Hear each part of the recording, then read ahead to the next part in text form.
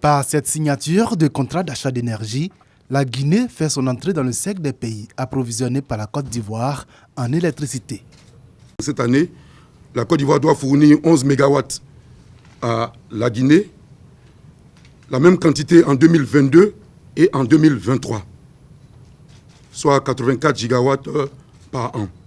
La Côte d'Ivoire, dont la capacité de production a connu une augmentation de 60% durant la dernière décennie, renforce ainsi un peu plus son ambition d'être le hub énergétique de la sous-région ouest-africaine.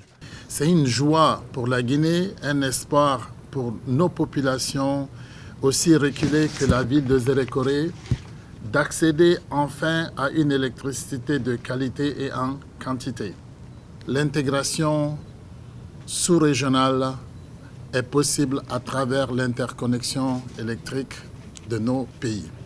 Si cette signature s'inscrit dans le cadre du projet d'interconnexion électrique dans la CEDEAO, pour le gouvernement ivoirien, il s'agit d'une marque de confiance de la part de l'État guinéen en la Côte d'Ivoire.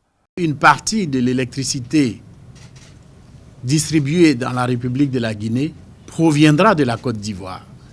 C'est donc une partie de la souveraineté de cet État que les hauts responsables de la République de Guinée nous accordent.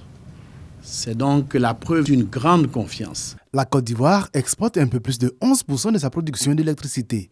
Les pays qui s'approvisionnent en Côte d'Ivoire sont le Burkina Faso, le Ghana, le Togo, le Bénin et le Mali.